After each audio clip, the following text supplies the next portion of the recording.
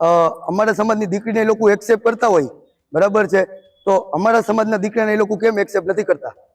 પટેલ સમાજ એવા કોઈ એવા હોશિયાર વ્યક્તિઓ જો હોય તો આમાં આગળ આવે અને આમાં રાજકારણને બે હાથ જોડીને કહું છું કે રાજકારણને આમાં આઘું રાખો. પાટીદાર સમાજનો યુવક અમારી દીકરી લઈને જાય છે. વાલ્મીકી સમાજ દ્વારા આ નિવેદન આપવામાં આવ્યું છે. આ ઘટનામાં રાજકારણ ન થવું જોઈએ તેવી સલાહ સૂચન પણ વાલ્મીકી સમાજે કરી.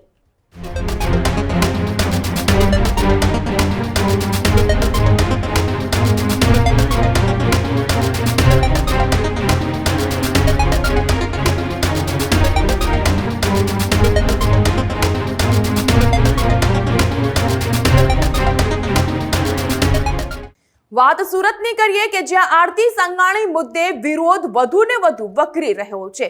પાટીદાર સમાજની સામે હવે વાલ્મીકી સમાજ પણ મેદાનમાં ઉતર્યો છે.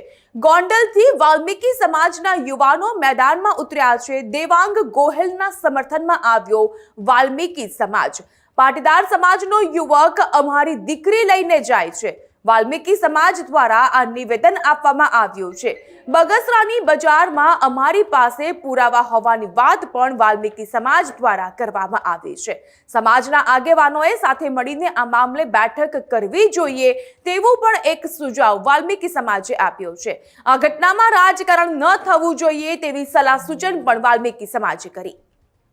બહુ મીડિયામાં અને અત્યારે બહુ ચાલતો કેસ એટલે કે દેવાંગભાઈ ગોહેલ અને આરતીબેન સંઘાણી એમનું અત્યારે જે વાદ વિવાદ જે અત્યારે સોશિયલ મીડિયામાં અમે લોકો જોવી છીએ, તો અમે લોકો પટેલ સમાજ અને વાલ્મીકી સમાજ અમે લોકોને અમારી વિચારધારા એવી છે કે ભાઈ જે કંઈ અત્યારે કાર્યક્રમ ચાલી રહ્યો છે, જે કોઈ અત્યારે જે થયું છે, અમે મારા પોતાના ઘરે પણ 2 દીકરી છે, બરાબર છે. એનું કારણ કહું કે આપણે પટેલ સમાજ એની રીતના અત્યારે સાચા છે કે દીકરીને ઉછેરીને મોટી કરે, બરાબર છે, એને મોટી કરીને ભણાવે ગણાવે, બહુ હોશિયાર કરે, બરાબર છે, કોઈ સારા પદ અને પ્રતિષ્ઠા ઉપર પહોંચાડે, બરાબર છે, તો એને કોઈ વ્યક્તિ આવીને આ રીતનું લગ્ન અને રમઝાનમાં ફેલાવીને કોઈ વ્યક્તિ કદાચ એક્સેપ્ટ કઈ રીતે કરી શકે અમે સમજી શકીએ છીએ.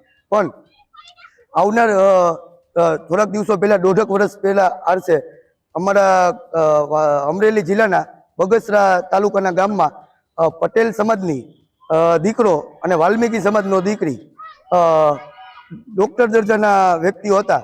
તો એ લોકો જો અમારા સમાજની દીકરીને એ લોકો એક્સેપ્ટ કરતા હોય, બરાબર છે, તો અમારા સમાજના દીકરાને એ લોકો કેમ એક્સેપ્ટ નથી કરતા? બરાબર છે.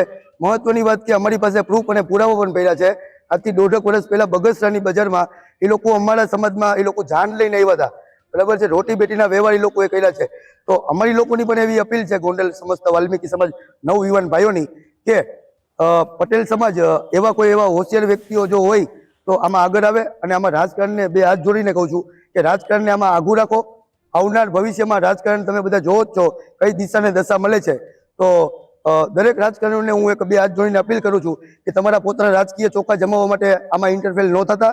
અને મારે તમામ ગુજરાત વાલ્મીકી સમાજના તમામ મારા નવયુવાન ભાઈઓ અને વડીલો જોડે મારે ચર્ચા જતાવના ચાલુ જ છે કે આનો મારે જવાબ કઈ રીતનો આપવો.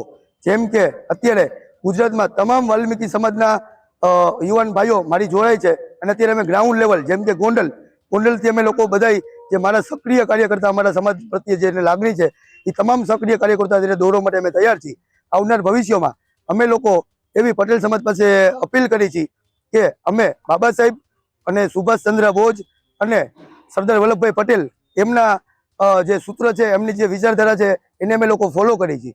એટલે અમારી કોઈ વ્યાજબી વાત નથી, બરાબર છે. જો તમે કોઈ વડીલ સારા લોકો હોય તો અમને લોકો ઇન્વાઇટ કરો. અમે અમારી જે છોકરી છે એને જો કદાચ તમે રોટી બેટીના વ્યવહાર કરવા માંગતા હોય તો અમે લોકો આવનાર ભવિષ્યમાં અમે અમારી જે દીકરી છે આરતીબેન એને અમે તો એક્સેપ્ટ કરી દીધી છે.